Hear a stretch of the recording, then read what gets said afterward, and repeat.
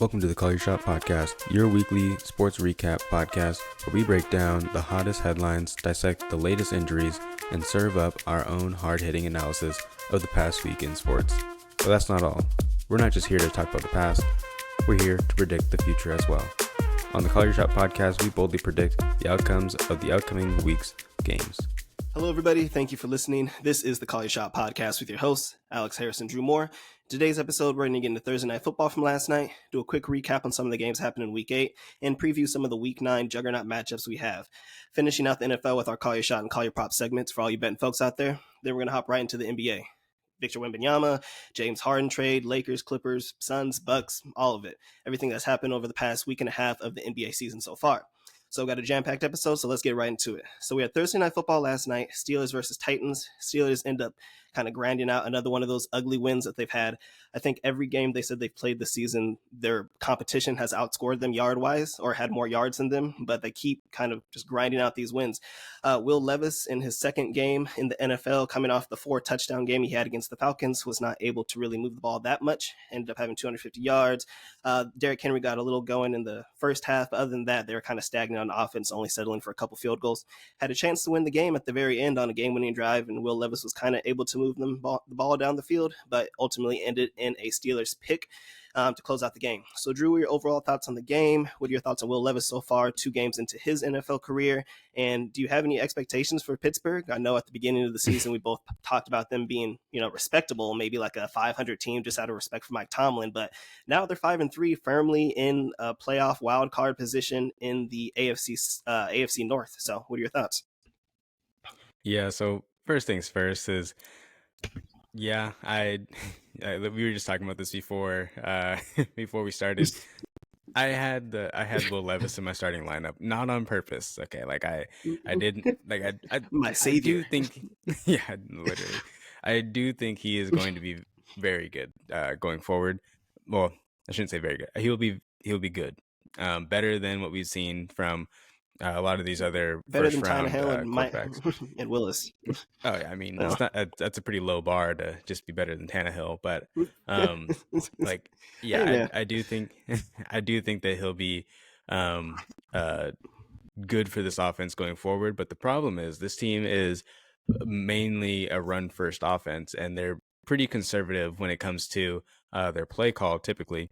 So like they're used to just seeing what we saw last night, like it's just a classic grinded out game, and then just run it a million times with Derrick Henry, or throw some dink and dunk passes and stuff like that. But now you have like this super strong arm quarterback, just like that loves eating mayonnaise with his, or drinking mayonnaise with his coffee. Coffee. Yeah, slinging the ball around and everything. His average depth of target last week was, I believe, like 11 yards, which is absurd. And this week it was around like 10.1 or something around there. And that's still like pretty good in terms of what the quarterback is doing to help move the ball down the field. And we talked about this a little bit before with Joe Burrow, with his average depth of target being way down in the beginning of the season when he was hurt. It was around like 4 yards. So just for like perspective, like, yeah, he's slinging the ball around and everything, but he's also been able to complete some of these passes too, versus last week. Most of his passes were a lot of dink and dunk, and then he obviously had like, the bombs down the field to Hopkins. But yeah, I don't know. I think that going forward, I think that going forward, this is going to be I don't want to say a high scoring offense, but they're going to be a lot more. There's going to be a lot more offensive prowess than what they've had in years past. Like, you actually have to respect the pass now, as opposed to before. It's Tannehill, like, just stack the box. We don't have to worry about him. So, yeah, Definitely. Agreed. Yeah, no, I think I like Will Levis so far. Obviously, we had the big game last week against the Falcons with 4 touchdowns and the reemergence of DeAndre Hopkins with 3 touchdowns. this game playing against the Steelers, and obviously a great defense, wasn't able to really get things going. He also kind of had an injury to Treylon Burks at the end of the game where he kind of fell on the back of his head and ended up getting carted off. So haven't really heard much updates for him, but I'm pretty sure that he was able to like move all of his extremities and things like that. I think he was taken to the hospital, but I think he's going to be okay. From the Steelers side of things, it doesn't look great on offense, and it never really does. Deontay Johnson had a couple of big passes. George Pickens had a potential touchdown. He just wasn't able to get his feet in bounds. Um, and the Steelers actually have had a better run game since the bye. Everybody was coming for Canada's neck and wanted him to be fired and things like that. It seems like they are starting to clean things up a little bit more, trying to lean more on that run game. Najee Harris had 70 yards. Jalen Warren had 90 yards. So overall, they're able to rush for over 150 yards and take control of the game just because they're able to lean on their defense, which is going to be their calling card. This is going to be how they're going to win games. It's going to be a 1960s throwback, run the ball. Hopefully Kenny Pickett doesn't turn the ball over and win these low scoring games. So do you have any expectations for the Steelers making any noise in the AFC, or you just think that this is kind of who they are and it's eventually going to regress back to the mean? I mean, I want to say that like there's no way because obviously like what they're doing is not sustainable. Like they're Yeah. giving up like all these yards and everything, and they're giving up all these points. But then their defense at the end of the day just bails them out, and then they throw like one random deep ball to Pickens, and then he ran like somehow breaks 16 tackles and they score, or like Deontay Johnson just somehow is wide open in the middle of the end zone, and Yeah. it's just like these spot plays like where their defense is elite and they're stopping these offenses just long enough for the offense to have like a fluke play Hold happen, on. literally. But then like there's like looking at the schedule right now. So they played against Tennessee, and then after that they play against Green Bay, Cleveland, who knows what's happening with their quarterback situation. Okay, then they play against Joe Burrow, Yeah. and the Bengals, which they're coming back around. But then they play against Arizona, New England, Indy, and then Cincinnati again, and then they have a really easy matchup against the Seahawks, and then a tough matchup against Okay. the All right. the Ravens. So I mean, like Yeah. there's maybe one, They can make a two, push for three, wild card. Yeah. four. Yeah, like they very well could make the playoffs. Like with the remaining schedule that they have, it's not out of the cards, definitely. So, um, yeah, it's one of those things where Tomlin, and his record, trying to be over 500 again, and I I don't know, it makes no sense, but somehow it keeps on happening. So yeah.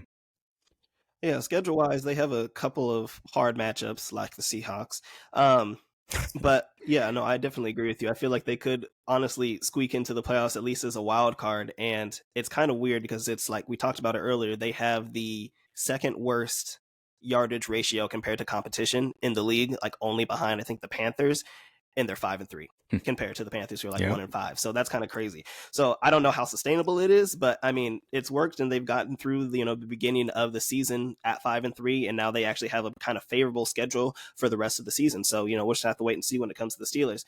Moving on, some games that happened in Week 8. Kind of just going to go through them. If you want to get into any of them, let me know. Had the Bills take care of the Bucks, obviously on Thursday night, as we mentioned last week. The Dolphins were able to keep it rolling against the Patriots in their second win against them, 31-17. The Jets were able to squeak out, talk about ugly wins, an ugly win against the Giants. It was a rain game, and it was absolutely disgusting. It was basically like each team was trying to give away the game, and they're like, no, you take it, you take it. And the Jets ended up Hmm. finally holding on at the end. The Jags were able to beat the Steelers last week, 20-10. Some other ones, we had the Cowboys beating the Rams, Vikings beating the Packers. Your Saints got a win, Drew.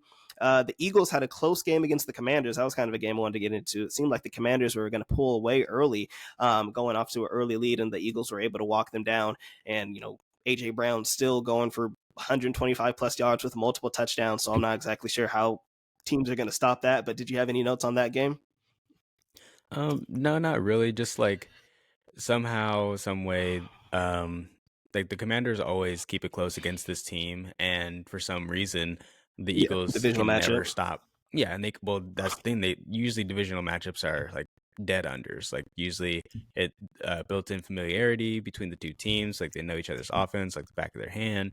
And but apparently the Commanders just keep on putting up points and making Sam Howell look elite out here with his he had a Are 114 you ready passer to say that rating. he's better than Jacoby Brissett?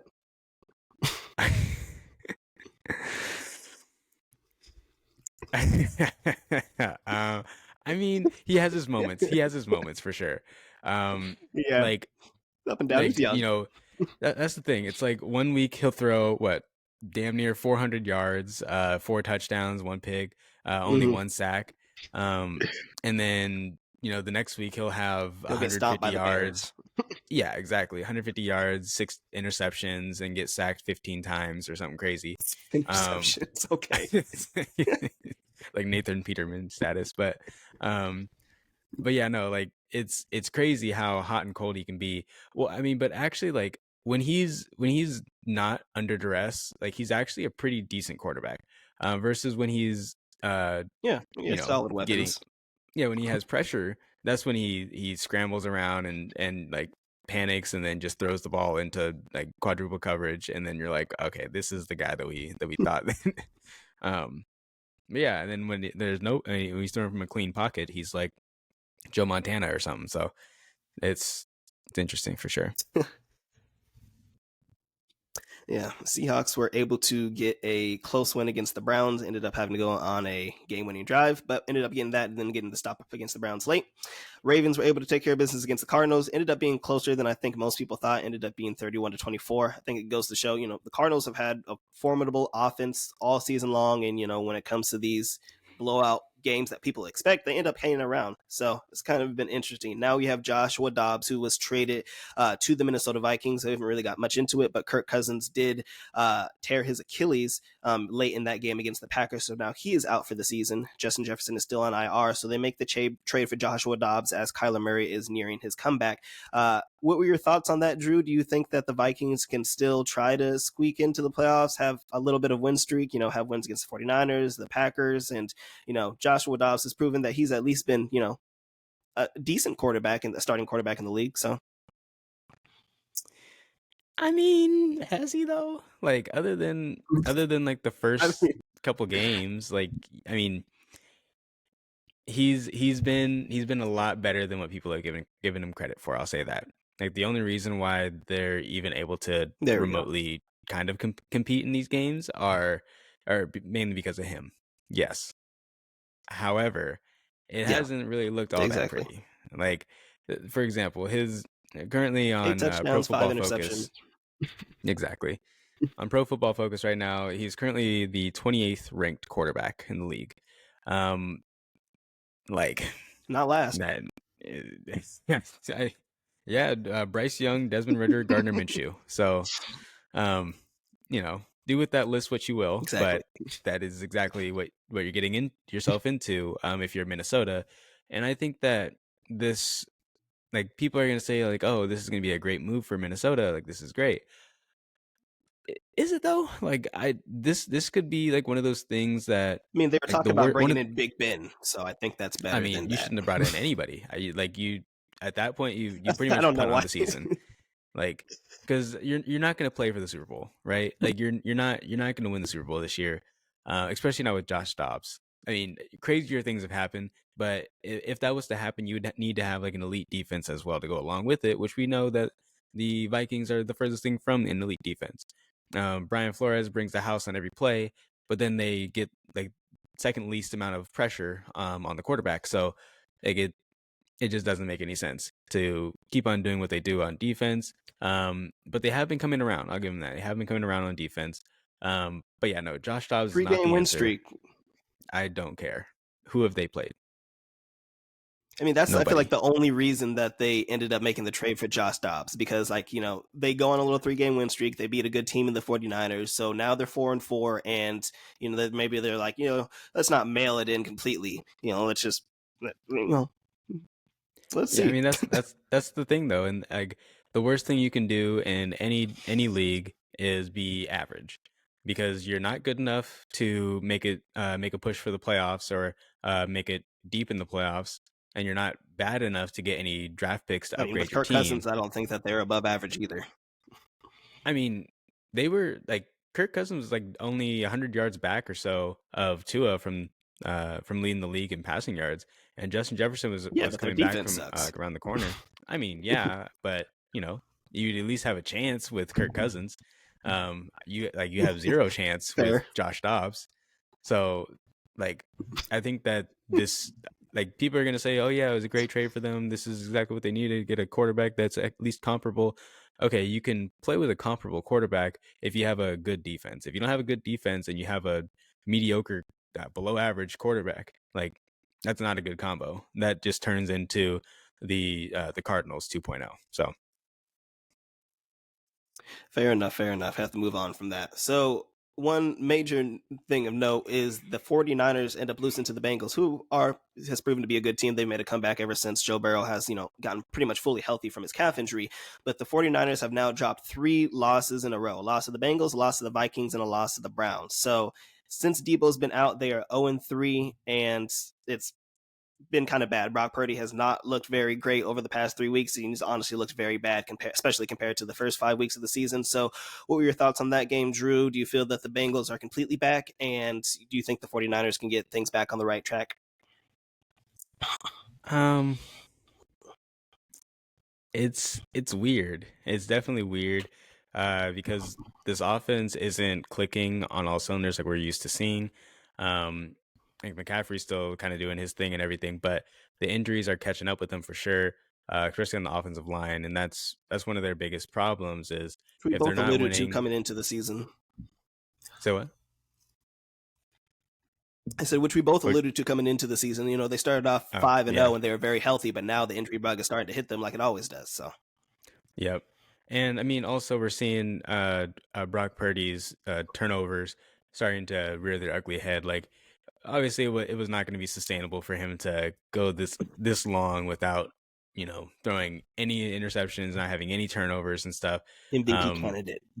yeah, I mean, yeah. So, like, looking at looking at what he's done over like the past couple games, like he's had a Pro Football Focus rating of 66, then 61 and 41, going from Cincinnati, Minnesota to Cleveland, and in those 3 games right there, like anything underneath a like 60 or between like 70 to 60 is considered league average or below average.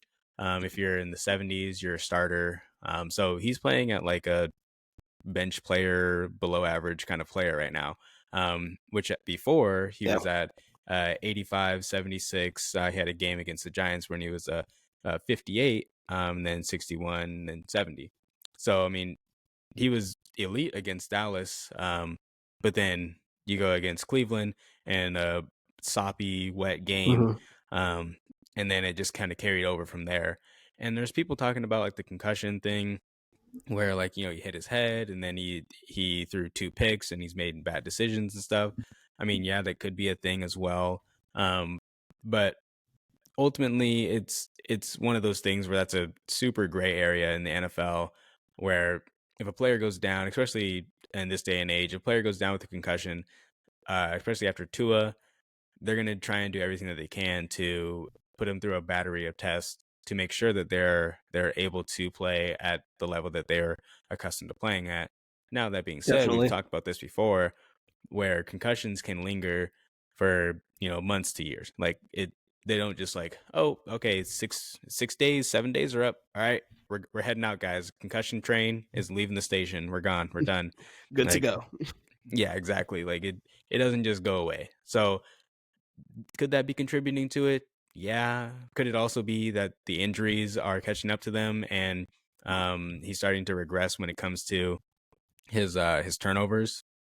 Also, yeah. Um, so I mean, I don't know. Like yeah. That's all I'll say about that. I can go on forever.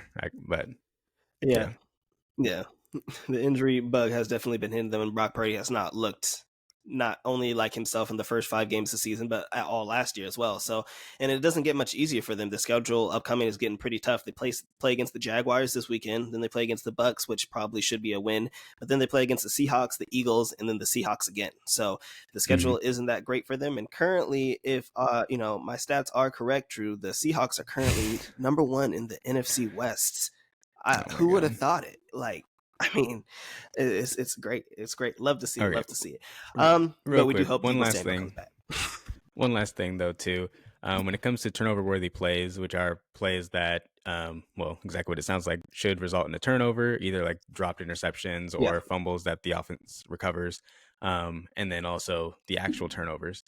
Uh, Brock Purdy is currently fourth when it comes to turnover worthy plays at 14, only behind Desmond Ritter with 16, Gardner Minshew with 16, and Mac Jones with 17. So that's not company that you want to be in. Oh, and right below him too, that's tied I with him remember is Sam Howell.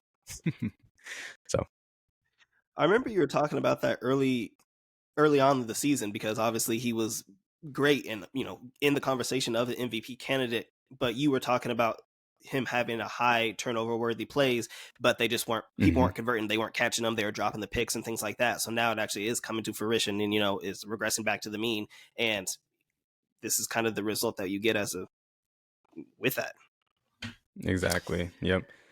And uh, one thing too, because it's just hilarious, is now Sam Howell has since almost doubled up Daniel Jones when it comes to the amount of sacks that he's racked up this year. So, um, moving on. Yeah, moving on. The game that I really wanted to get into in Week 8 was the Chiefs versus the Broncos. I remember you were talking about that as a potential call your shot game and wanting to take the spread against the Broncos. Ended up being, I think it was like a 7-point spread at kickoff, and Broncos were at home. Patrick Mahomes was undefeated against the Broncos, and has a great record against interdivision games. And the Broncos ended up basically taking complete control of that game. The Chiefs were able to move the ball, but once they got into the red zone, they weren't able to necessarily convert.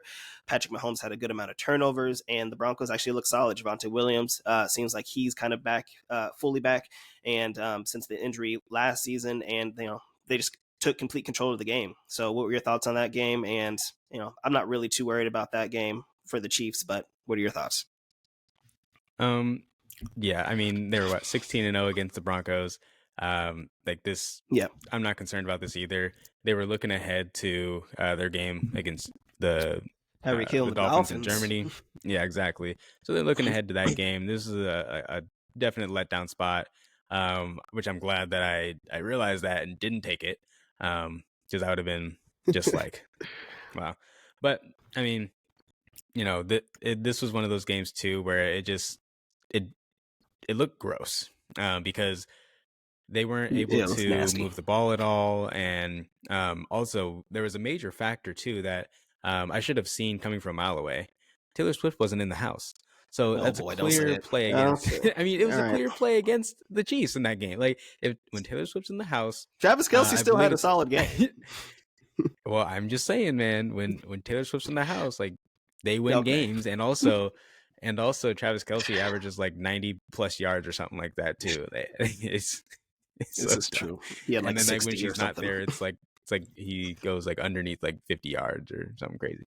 But yeah, Yeah. it's I think that was a major factor. But then also, you know, they weren't able to get the running game going, and finally we saw some life from the Denver offense, at least on the running game. But yeah, Hmm. not concerned at all for me. But mhm. Yeah. Moving on to Week 9. For the most part, we were talking about this before the show started. A lot of these games are kind of gross, but we do have some juggernaut big matchup games this week. As Drew mentioned, we have the Dolphins and Chiefs in Germany at 6:30 in the morning.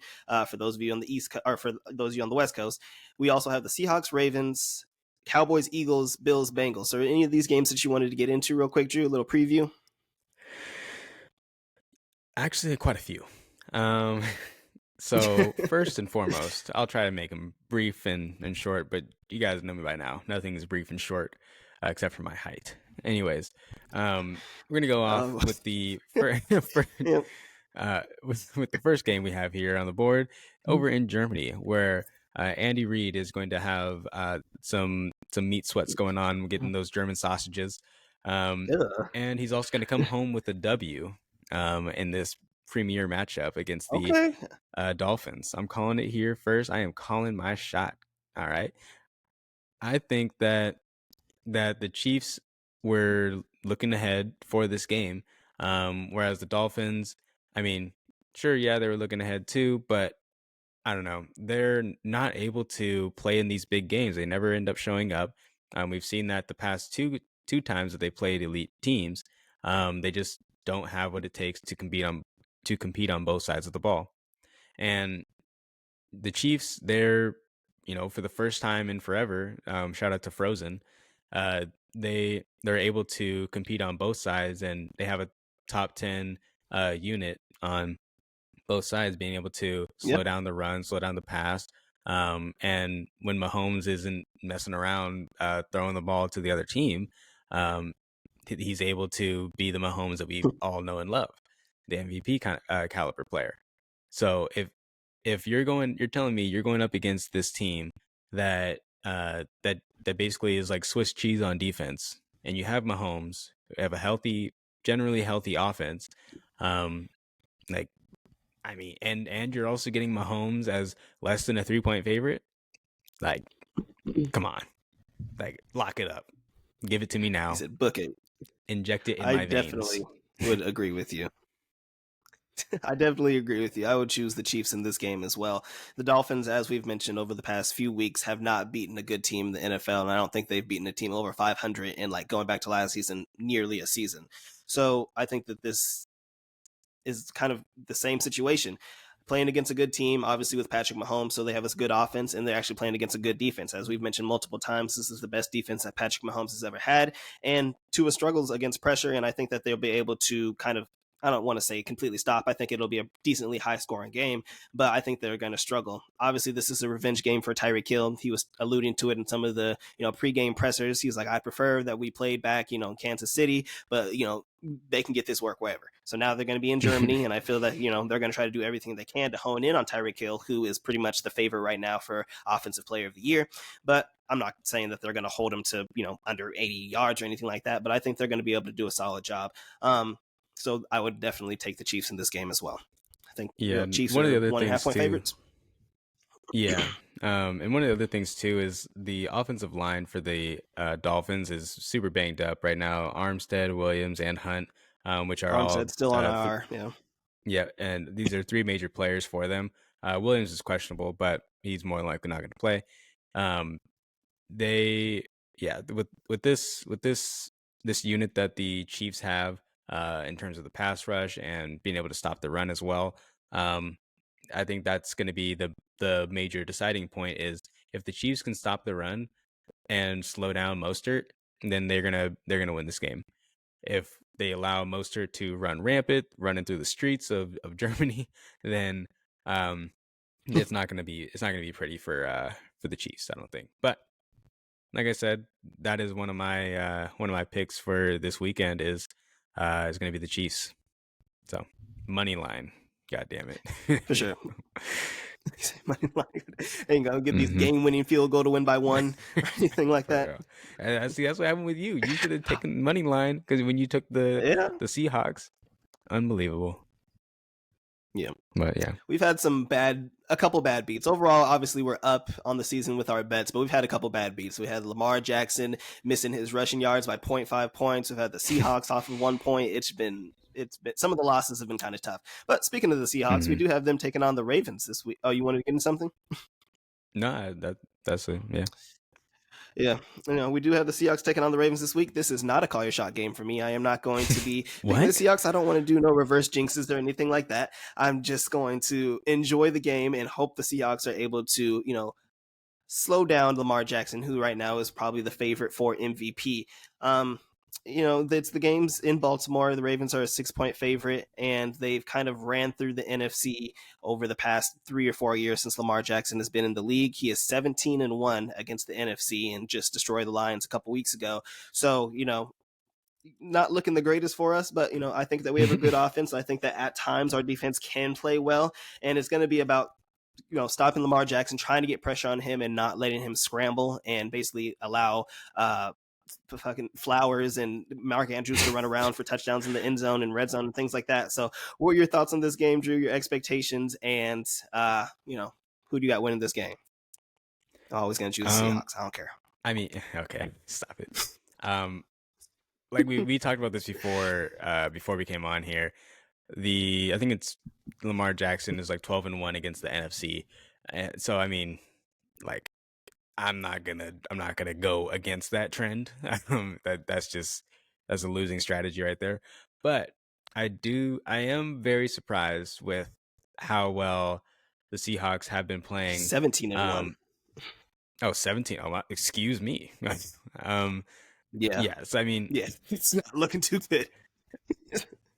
Yeah, I mean, so like I said, I have been impressed with the Seahawks and how they've been playing this year, but this elite defense that we're talking about now, let's mitigate our expectations, okay? Because I mean, listen to who they've been playing. I'm not saying they're elite. They've been playing. Well, I mean, by a lot of metrics, people have them as like a premier defense. And obviously not like the Legion of Boom status, but they're talking about like, oh, like they're coming up, they got these young players and everything like that, all these things, and they got Jamal Adams back. Okay, Jamal Adams is not the turning point of a defense. And we signed Leonard Williams. Trade deadline. Ooh, you signed an old ass defensive lineman. Okay, all right. Okay. All right. Okay, don't get me. Okay, it's not gonna be good. He's gonna help, but he's good. But he's thank not, you. He's come on now. He's good, but he's not like like I was trying to think of ain't nobody saying he's Nick Bosa. Okay, yeah, I was like, he's not like the fridge or anything like that, like moving people out the way. You know what I'm saying? But yeah, okay. Anyways, this is who the Seahawks played. Okay, so we got the Rams, Matt Stafford. We know how we feel about him. And then they played against the Lions. Don't get me started. Okay, that's good competition. And then Bryce Young, who's one of the worst quarterbacks in the league right now. They played against Daniel Jones. Okay. Played on went on a bye. Yep. That's that's a pretty good defense there. And then played against an injured Joe Burrow. Undefeated. Lost. And then played against our newly beloved quarterback in Minnesota and Joshua Dobbs. And we've seen how well he's played. And then played against DTR. Yeah, he's real good, isn't he? Barbecue chicken. So I mean, like, these are the quarterbacks that the Seahawks have played. Like, you're telling me, other than you can only play who's in front of you. Yeah, but the players that you played in front of you haven't been good. Like, and people are trying to say like, oh, this is this elite defense or whatever. You know what? I'm not gonna do it. I was gonna say, give me them minus the 6. But what I will say is, give me Lamar Jackson over his passing yards prop. I don't even know what his passing yard prop is, but give me the over on that, because they played against some like pretty bad defense, pretty bad offenses. 250. Give me 300 plus 300. God damn it. Over 300 passing yards. All right. Lock it up right now. Like, oh, it's only 225. Yikes! I'd probably take that too. Oh, thank God! Yeah, that's like 300 is kind of scary. But yeah, I mean, let me see what I have them in my rankings here. The Seahawks or the Ravens? I'm talking about the Seahawks defense here. So yeah, I have. See, they're messing up my metrics out here. I got them at like a top five secondary. That ain't right. See, you can't help it. That's crazy. Ball but Hawks, then I have them as the 18th ranked run defense though. So I mean, I'm not gonna play Lamar Jackson over rushing yards ever again, because apparently it just can never hit. It's just so dumb. Yeah, see what happens with that. Yeah, but you know what? Yeah, I'm taking that though. I don't care what all the metrics say. I test. God damn it. I test. I've seen it. The Seahawks, they're playing above their skis right now. Okay, they're good. Don't get me wrong. No, they're not. They've been playing great. What? They're not good?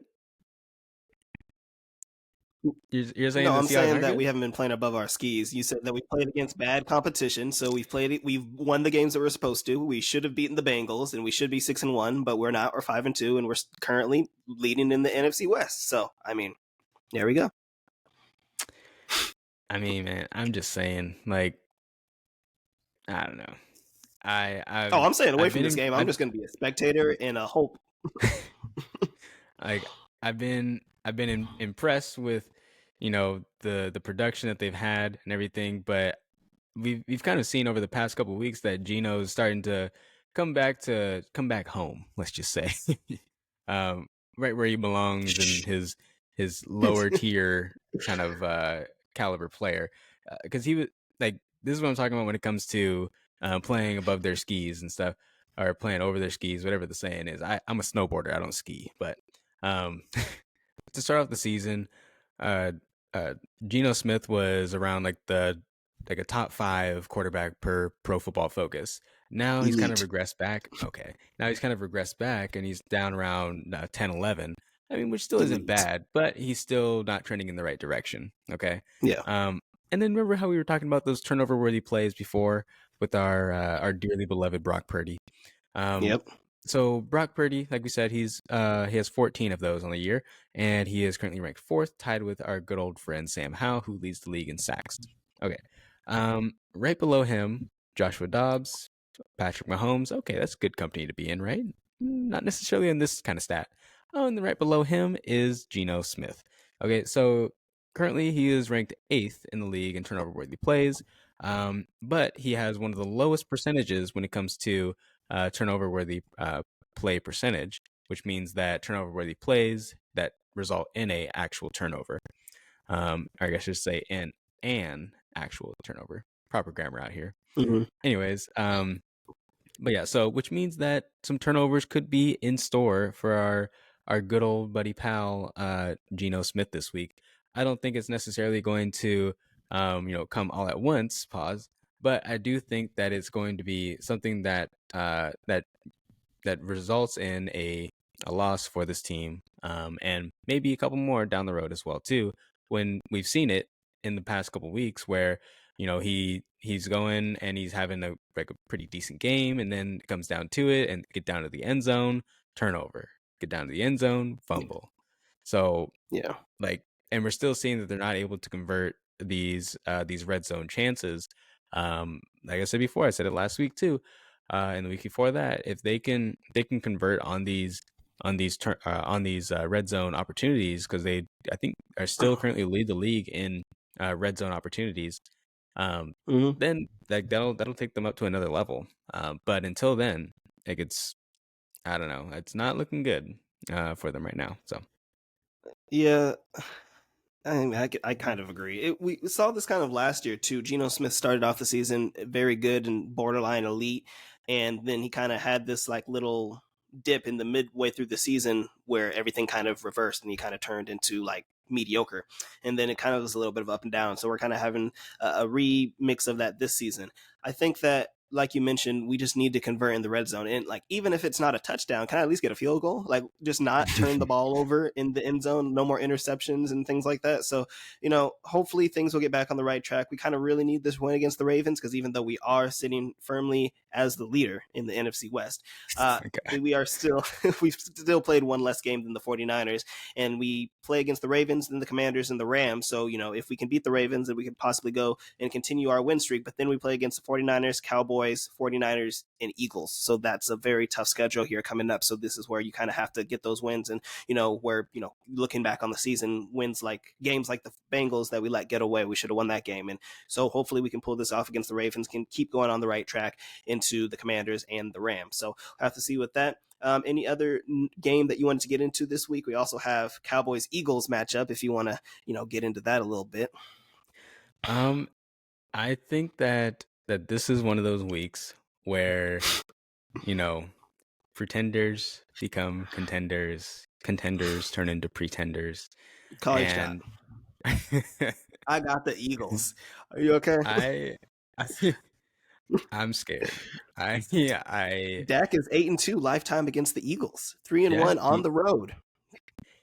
he has owned them. Granted, Not it against Jalen has Hurts. been exactly. I was gonna say. Well, he is. I think like 1-2 or something like that against, or 2-1. Sorry, against Jalen Hurts. Mm, Or like something like that. But I, I really want to. I'll give you the 3. So come back to me. Okay. We'll talk later. Okay. But maybe by the end of this, I might get around to it. But Okay. like on my model right now, it's a no play, and I'm gonna respect that. Since when do you listen to your But model? you're right. I need to start. But maybe this is the week. I'll listen. And we'll we'll see what happens. But I do like this matchup for the for the Cowboys. Um, Freudian slip. exactly. You know what? You know what? Give it to me. Give it to All me. right. Give me I the bet Eagle. the Eagles beat the I keep on saying Cowboys the by more. It's because you know what's going to happen. I bet that the Eagles beat the Cowboys by more than 3 points. I think, not I think, I know that the Okay. Cowboys will at least cover the spread. Just Well, like I I know the mean, Cowboys won't taking the lose money that line. bad. Um, but yeah, I mean, they always at minimum, play them tough. It's a divisional game, and the Eagles haven't looked right. Like I mean, you're telling me you're giving up what like 30 something points to Sam Howell, like and he's throwing for 400 yards. No, Hey, like we just talked about no, it like not like too long ago. He has those games every once in a while. He has some boom games. The Eagles yeah, defense has is not been great.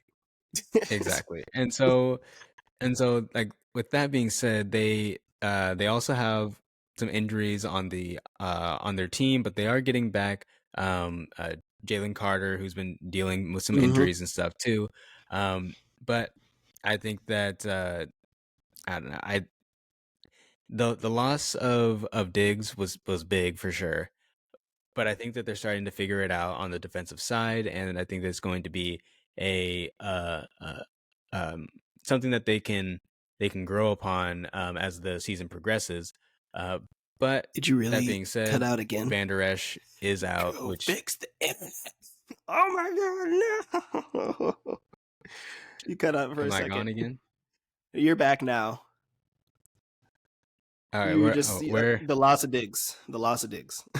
Okay, I don't know what's wrong with this internet.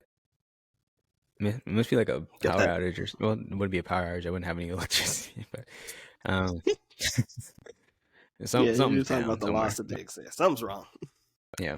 Um, but yeah, I think that the loss of Diggs, while it is a major factor, I don't think that it's um like I do think that they're kind of coming around on uh how to cope with some of the injuries that they've had and that they've developed over this course of the year.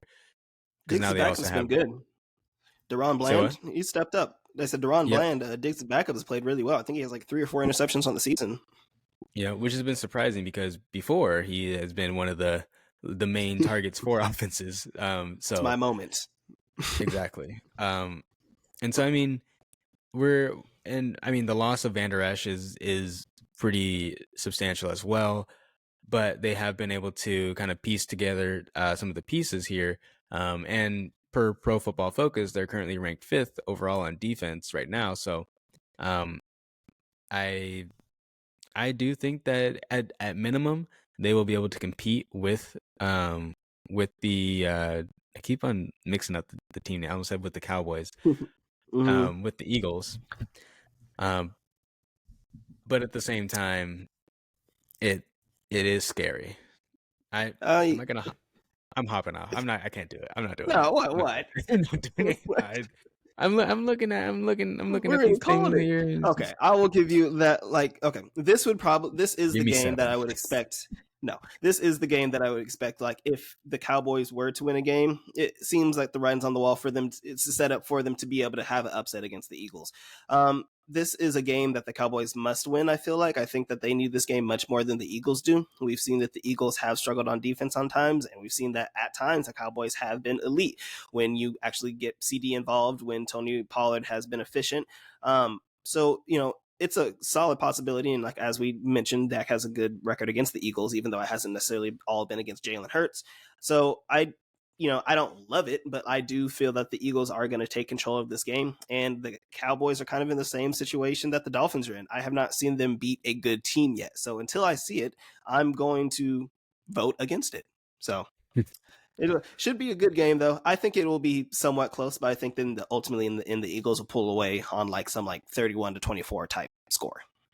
Uh, Also, real quick, do you know who's hanging around with Geno Smith in the turnover worthy play category? Would it be Mr. Hurts or Dak? Absolutely, Jalen Hurts. And that's something kind of interesting too. Dak has actually been doing pretty well at taking care of the ball. Where is he at? He's all the way down at the bottom of the list. He has the fewest amount of turnover worthy plays in the league, tied with Joe Burrow. So, I mean, if Dak can take care of the ball, which is one of the main reasons why they switched to this offense, is it's a more conservative offense. They dink and dunk more often than they throw it down the field, which has its Mm-hmm. pros and cons because then they're not as an explosive team as we're accustomed to seeing. Um, Mm-hmm.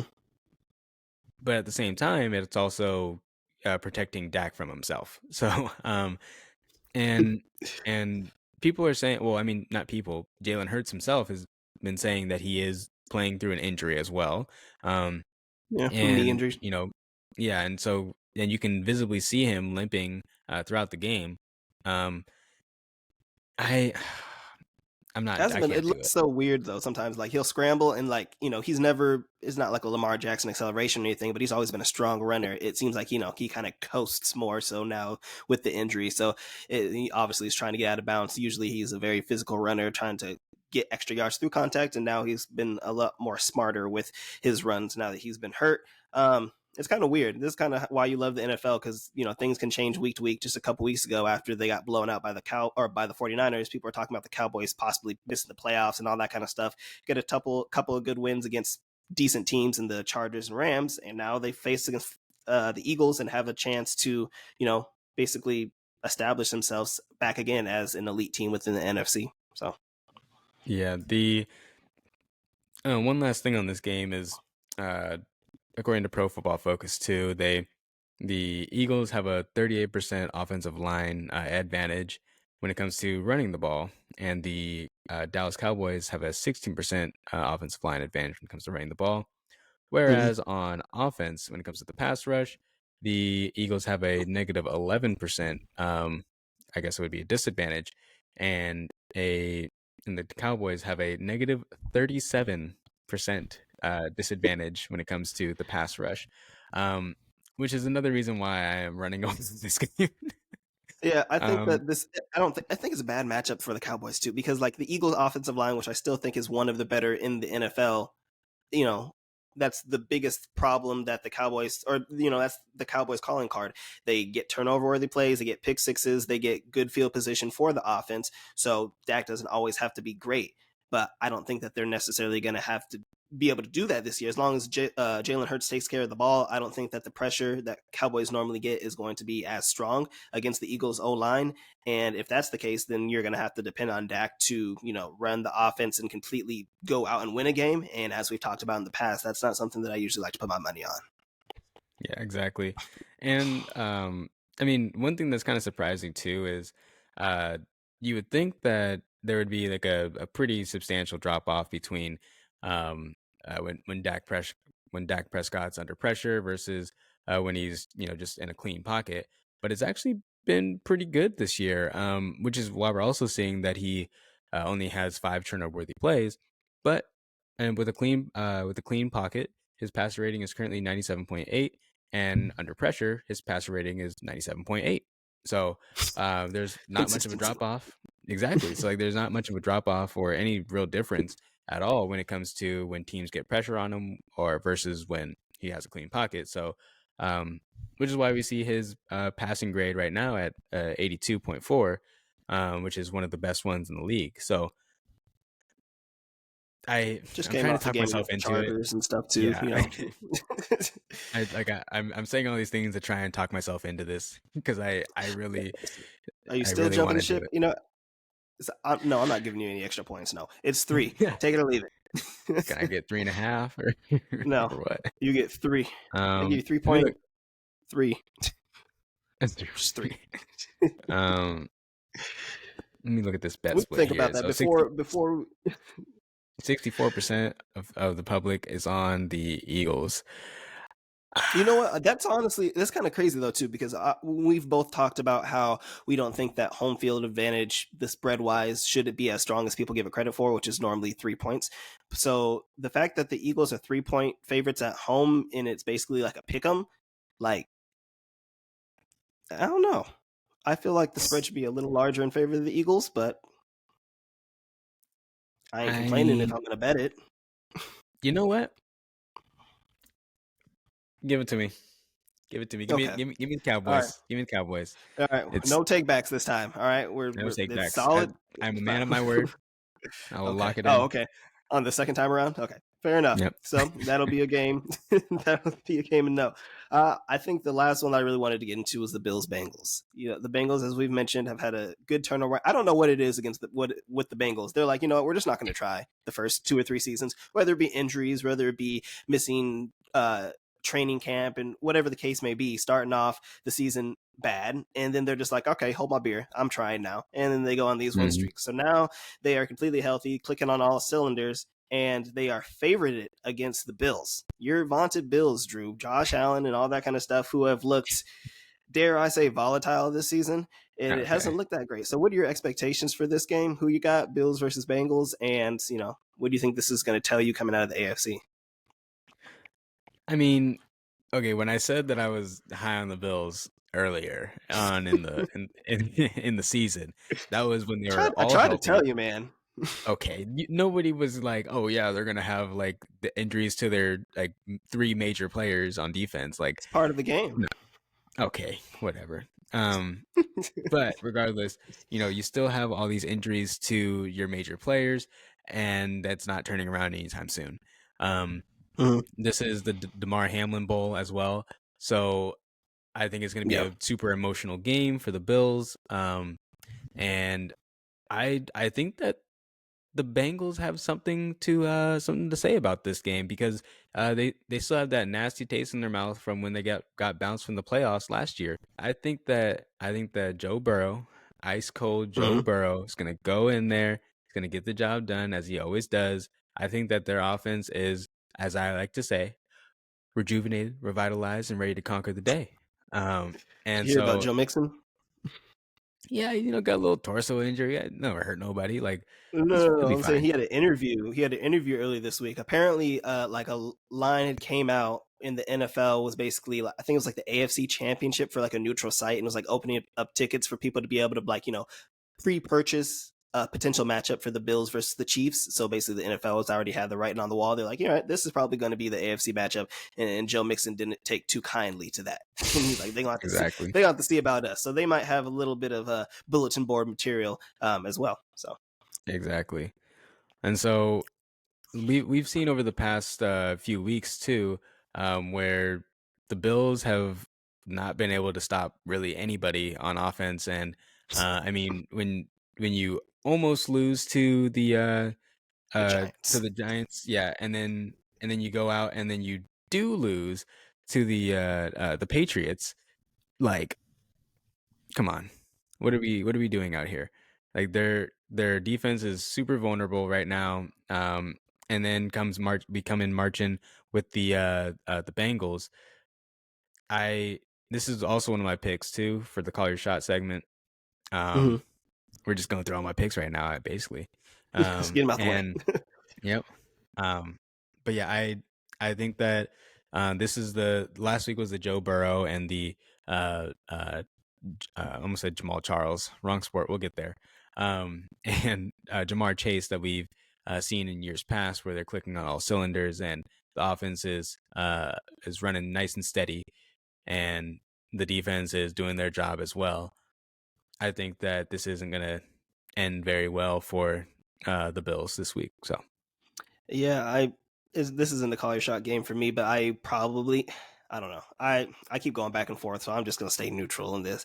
The Bills, we know what the Bengals were. They had a very tough start to the season. Now they're getting back on the right track. The Bills, obviously, we know the defensive injuries that they've had, but they've been very inconsistent overall. So they have a couple good wins against the Dolphins, who was a very good team, and the Jaguars, who have proven to be a very good team. But you also, as you mentioned, have losses to the Jets, the Giants, and the Patriots. So Mhm. it doesn't, never know. It seems like what game you're going to get from the Bills, whether they're going to be like an elite, juggernaut type team, or they're going to be a team that wets the bed and, just kind of, I don't know. It seems like they play down to their competition. So I think that in this type of game against the Bengals, similarly to where they had against the Dolphins, they might take this game very seriously. And I would not be surprised if the Buffalo Bills end up winning this game. But I'm not exactly sure. It'll be a very Mhm. entertaining game for Sunday Night Football. So, were there That any other that was games? Oh, the sorry.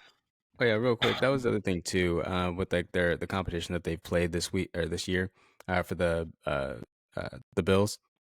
Played Mm-hmm. against four snaps against against Aaron Rodgers. Okay, Yeah. and then they played against the armpit of New York, which is Zach Wilson, and then they played And against Tyrod they Taylor. played against Jimmy Garoppolo, Sam Howell. Okay, they played against Tua. That was a great game and everything. They had an actual defense when they played in that game. But Mm-hmm. since then, they played against Trevor Lawrence, who, okay, he's actually doing pretty well this year. But then they Mm-hmm. played against the Giants, who have Was Danny Dimes hurt for that game, right? Yeah, Yeah, they no, had Tyrod Taylor played that game. Howard Taylor. Mm-hmm. Okay, so a backup to a backup because Danny Dimes is not a starting quarterback. Um, Okay. Hey, got my bag. and for real.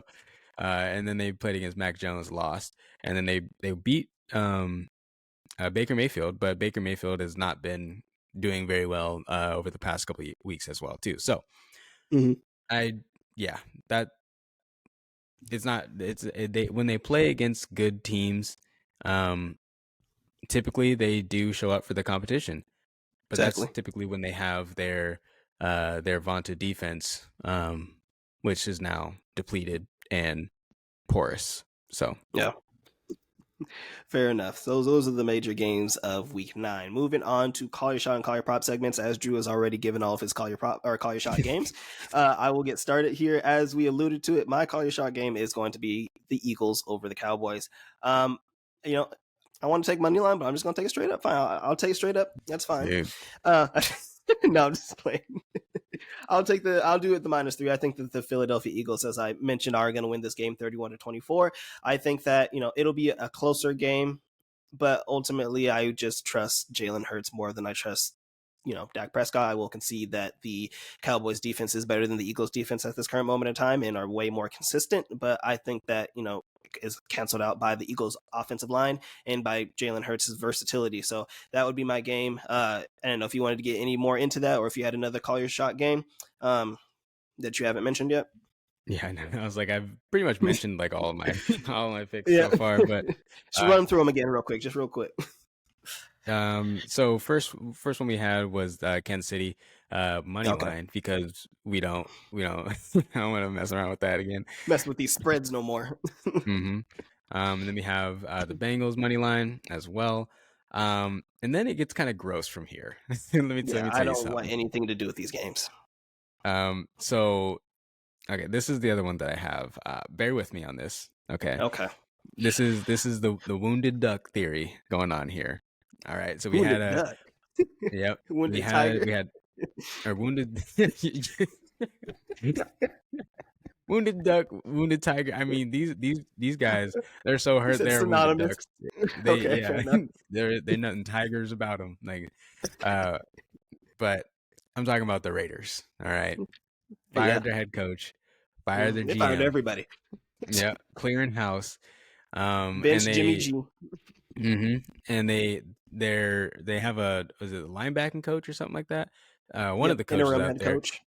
yeah, calling the plays. He's never called plays before. Like he got called up from, or he escaped his allegations that he had in college, where I guess he was like paying people money under the table or something like that. And then instead of serving his suspension, he just bounced and went to the NFL. Um, so you got a real sketchy guy calling the plays, and I love everything about it. All right. Devontae It's Adams like, says he's ready to run through a wall for him already. So exactly. Like you got O'Connell back there who looked good in the preseason, but I mean, he my throws the main ball to thing Adams here, too. exactly. That's my thing. I've I said was it so every week. mad. Side note: I started Devontae Adams. He's on my fantasy team, and I could not scream at my television enough when Jimmy G missed two wide open, like a potential 97-yard touchdown pass and a potential like 60-yard bomb to Devontae Adams. And I feel for Devontae. So, Yeah, the change of scenery in, just firing everybody, I'm not, I don't blame him. yeah, and like so. Also the Giants get rid of Williams as well too, which is one of their main run stopping defenders. And you have Josh Jacobs coming in here looking for some more production out of him, and I think he's going to be able to have a pretty big week. And then we have O'Connell, just backup quarterbacks when they come in a scarce spot, they just find their best player and just target him a million times. So Mm-hmm. I'm not going to go over on the yardage because I'm not sure how Oh, how well I that's think going to it's a go. lot. Yeah, but they for sure will get him the ball. I honestly, I just talking about this. I like that prop. I didn't even think about it until now, but I do like the Raiders Gross pick of to the week. win. Yep, gross pick of the week, money line. We're taking it. Um, Yep. And Daniel Jones has no injury designation and is returning back to play this game. So it will be Even Daniel better Jones, not because Tyrod Taylor. Just- yep, Tyrod Tyrod Taylor looked better than Daniel Jones, so I'm pleased to hear that. Love it. Fair enough. Player prop, what you got? Well, actually, I have a couple more on the old Oh, you got call your the shot segment. you got the um, the unders on games and stuff. no, I do have one over though. Oh But wow. yeah, it's a rare over. Usually I'm under through and through. Mm-hmm. Um, but I'll go rapid fire with these here. We're gonna go with the Jets. Here plus 3.5. This is a beautiful spot for the Jets um to cover this game. I won't want to say they're gonna win outright, but it's 3.5. I'm getting that hook. Most games end up landing on 3, so That's I don't have to worry scary. about anything like that. It is very scary, but why is the line only 3.5 if the Chargers are looking rather elite? But yet uh the market's telling you they're only 3.5 point favorites. You know what I mean? Um, Not only that, but um, the Chargers are coming off of a blowout victory, which shouldn't have actually been as big of a victory as it ended up showing. When they were playing against them, the Bears, that is, they missed so many passes that where players were just butt naked, wide open, running down the field, or players were just dropping passes in the end zone that could have resulted in an even closer game. And that's the Bears. Don't get me wrong, I love my D2 colleges out there. Shout out to Central Mr. Washington. Badgent. You know what I'm saying? But at the same time, he's a D2 quarterback. And he's slinging the ball around, and we Hey, know how we feel MVP about D2. Brandon Staley. Okay. We know how we feel about Brandon Staley and his prowess on defense, because he's Mm-hmm. supposed to be a defensive guy, right? But he actually has one of the worst defenses in the league. So I think you bring in Zach Wilson slinging the ball around, gunslinging as he usually does. No, I'm just playing. But he will be comparable, and he'll do the old Kenny Pickett, throw like one slant pass to Garrett Wilson. He'll take it to the house, and that'll be enough Or because Brees Hall. Brees Hall took like a yeah, 50-yard dump off to the house. yep, or definitely Brees Hall. That's actually like a mini preview into my call your prop segment as well too. Um, but yeah, so give me the Jets plus 3.5 here, um, to at least cover. I don't know if they're gonna win, but they'll at least cover. God damn it. um, Fair enough. Last but not least, we have our Colts. See, I every week I've given you that stat about Gardner Minshew. about how he He just kind like of. doesn't ever win. And Mm, so I'm gonna do it. I I'm gonna go with them came around on to win Gardner this. Minshew finally. I mean, I don't know if I'm coming around on him, but I do. It's more a fade of the Panthers and as opposed to a play on the Colts. Uh, Nope, you love Gardner along with Minshew. It's fine. I don't know if it probably won't be anything to do with Gardner Minshew for being real here. It'll be more, Okay. more if He said it'll be more Jonathan so Taylor, Zach Moss, everybody but Gardner Minshew. literally, yeah. But that being said, we're also going up against we, as if I'm a big Colts fan out here. I am now. Go Colts! Let's go. But they're also going up against a very subpar defense, run defense that is, well, and defense in Mm. general. First win In of the the season, Carolina though. Panthers. Okay, yeah, exactly. So fade them after winning the first game of the season. 1-16. Exactly. Who knows when they'll get another one? So, Mm. um, but yeah, so they have currently the worst ranked defense per Pro Football Focus and per my model as well, for what it's worth. um, and you have Jonathan Taylor coming in there, he's gotten his most snaps of the year so far in the last game, which is kind of weird because they played him a lot in the first half, and then they were like, okay, you're doing too well, let's just take him out in the second half, and then just get Zach Moss's touches. Um, Yep. but yeah, I think this is going to be a big game for Jonathan Taylor as well as the Colts as well. Um, and they, for some reason, all of their games, they've scored over 20 points in every single game. I think there's only one other team that's done that. I don't remember who it was. If there's not another team that's done it, then they are the only team Probably that the has scored 20 Dolphins. plus points. Um, think so. Yeah, I have to double check that. But yeah, so that's crazy right there. So I'm taking the over as well in this game. You got this new regime out there. Talked about it last week. Got the big win for me. Um, Mm-hmm. and somehow Adam Thielen's receiving yards is still down in like the mid 60s, which makes no sense. Um, but yeah, I'm taking the over in this game as well. I think there's going to be a lot of offense going on. And yep, so Colts and over for me. Fair enough, fair enough. I don't hate any of those. So I'm gonna try to speed up through here, finishing out the NFL with our call your prop segment. So I'll get started with you. I'll just give you my two. First one's gonna be Dallas Goedert. I'm just going all in on this Eagles Cowboys game. I think that they're gonna have to do everything they can to try to hone in on AJ Brown, who's been 125 for the past 6 games with a touchdown, I think, or something like that. And Devontae Smith. So I think that it's going to, even though I think that the offensive line for the Eagles is good, I think that, the Cowboys are eventually going to get some pressure. So I think that they will throw more to Dallas Goedert, who's kind of been like inconsistent this year, especially compared to last year. He was a focal point of the offense, is usually the third option after AJ Brown and Devontae Smith, but he's had a lot of up and down games. So I think this is going to be another get right game for him as he's come on over the past 3 or 4 games. So that would be my first, over 40.5 receiving yards.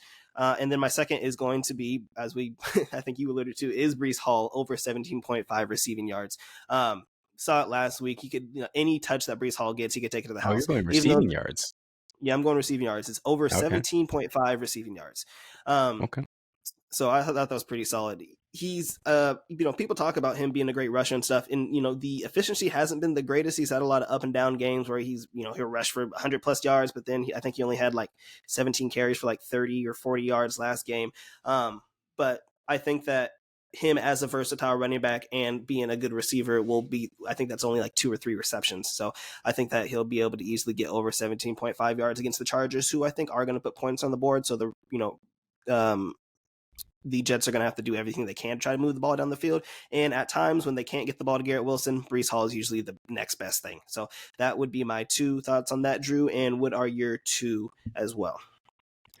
Yeah, I mean, one thing when it comes to pass rushes, when they get on you quick, you're going to look for the easy option and the easy out, and the shortest pass that you can make is going to typically be to the tight end. So Mm-hmm. that pick makes sense for Goddard to go over his prop. And then Breece Hall, that one also. I mean, Breece Hall, everything for me, because if they're gonna do anything in this game, it's going to be through Breece Hall and Garrett Wilson. Kind of feel bad And for if Dalvin Cook at this I point. mean, He has to be traded. They said, "Nah, you're just gonna sit here on this bench and watch Brees Hall cook." Like, Yeah, because again, it's like, well, I mean, because it's an insurance policy too, right? So, he's like, averaging because like if 2 yards a carry too. It hasn't been great for Dalvin Cook. yeah, but it's also one of those things where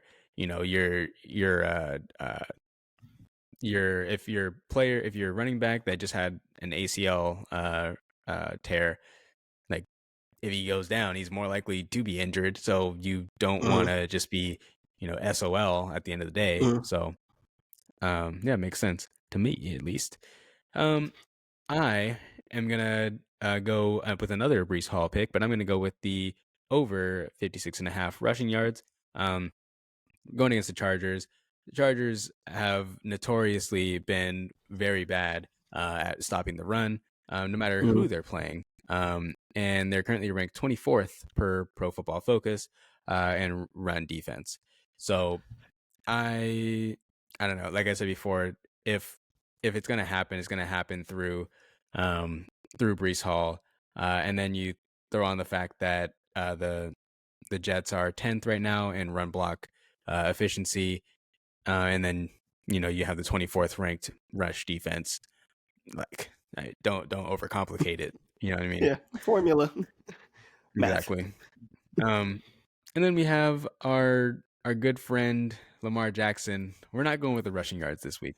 Let's say going back Let's to the give well. let's try something new. Let's go with the passing yards. All right, how about we try Okay, that? All right. we're gonna get one of these. I was like, he's got to go over on something, right? Gonna go rushing touchdowns now. Next, don't worry. For real, anything. But yeah, we're going over with his passing yards this week, sitting at That's not 225. hidden. Oh, okay. We'll see. Do you wanna call your shot on Nope. that? Nope. I think you sounded so confident. Hey, no, You just talk your mess, man. Yeah, you, explain your player you prop, said please. it. You said it as if you had like tomorrow's newspaper. So I was just wondering. Nope. Nope. Ball Hawks. Okay. Um. Anyways, before I was so rudely interrupted, they're going against the Seahawks, who, yeah, according to like some metrics, they have been a pretty solid secondary and a pretty Say it solid louder for the defense people as in the well. back. But we've talked about this multiple times before. They're playing against the DTRs of the world and the injured Joe Burrows, where he's throwing for average depth of target is 4 yards. Like, so the caliber of players that they've played against so far hasn't been elite. Drew will They never give the haven't played Seahawks against. credit. They could win the Super Bowl this year. He'd be like, oh, well. They haven't played against the against. Canadian Football League yet. They haven't played Okay. against that competition. Oh, Hey man, okay. the Canadian Football League. Shout out to Claypool out there. But anyways, yeah, no, I think that Lamar Jackson he's a man with a plan, Mm-hmm. and he is going to at least minimum get over 225. So help me God. Okay, so, Fair enough. but yeah, that is I like that's it. my pick right there. That sounds pretty safe. I'm not gonna lie. Okay, there we go. So that wraps up the NFL. Well, sorry. Oh, you got more? You know me. I'm never done. I Okay, can go all day with this stuff. let's hear I it. have two last ones here. We're gonna go with Jonathan Taylor Said over one, with his something's rushing gonna yards. hit. Exactly. Law of averages, right? One of these Yeah. gotta hit. Jonathan Taylor over rushing yards. You already kind of alluded to this before. I alluded to this before. That the Panthers have the worst run defense in the league. And I mean, you give me a potentially Hall of Fame running back if he can stay healthy, or at least the offensive player of the year with 65.5 rushing yards. Yeah. Yeah, I'll take that. Zach Moss be vulturing these touches and touchdowns, though, man. I swear. Yeah, I mean, he can get all the touchdowns he wants as long as Jonathan Taylor gets 65.5 rushing yards. I'm cool with that. I know. Priorities. You know what I mean? So, and then another one from this game. I didn't do it last week because I was scared with the new offensive change and everything like that. If you're gonna continue to put Adam Thielen down there at 65.5 receiving yards and he's gone over You can't make no bets on this man. I don't care. You were talking so much junk about him. Dude, he's being old. Prehistoric. Okay, he's open. I don't care if he's old. He's open always. And Bro. that's all Bryce Love knows. Adam Thielen's over there somewhere. Like it seems like a trap. You know what I mean? Like every time, like The why Panthers should why know do something they? that we don't, though, because they low-key gave him a bag for being 34. I think they gave him a 2 or 3 year contract for like I think 10, 20 million or something like that. They actually gave him a pretty good contract. I guess. I mean, so far this year, Adam Thielen's gone over his prop 6 out of the 7 times that he's played. So like I don't get it. And with the line currently sitting at 65.5, he's gone over that. He's 5-2 against that record. So or against that line. Mm-hmm. What am I missing? Yeah. And they're going against a defense that keeps on giving up. They give up 38 points or whatever it was, 30 something points to the Saints. The Saints can't move like a boat that's in the water with wind blowing behind it. Like this is oh my god, lock it up. Give me Adam Thielen until they change this number. Watch this. This is gonna be the week. Legit. I like both those picks. Yeah, no, it's every single week. I'm like Thielen. I'm like he can't keep doing this. He can't keep doing this. And all Love does is throw him the ball. He's gonna get his 12 targets. But no. They signed him to a 3-year, $25 million deal. So he's signed until basically he's about to be 37 years old. So I think the last one is a team option. This wasn't one of my picks until I started talking about it when I was talking about the Raiders. But it is now one of my picks. I'm gonna take Davante Adams. I don't even know what his prop is, but I'm gonna take Davante Adams over receptions.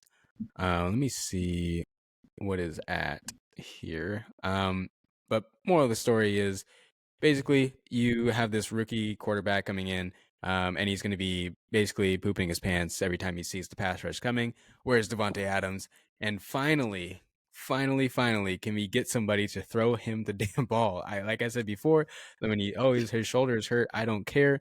It's Davante Adams. You throw him the ball, even when he's not open. You throw him the ball. Okay. 6.5 is the over/under for receptions. Yep. 75.5 receiving yards. Yep, I'll take the 6.5 over on that one as well, and that'll wrap up our segment there. Here we go. Wrapping up the NFL. It's gonna be a jam-packed episode.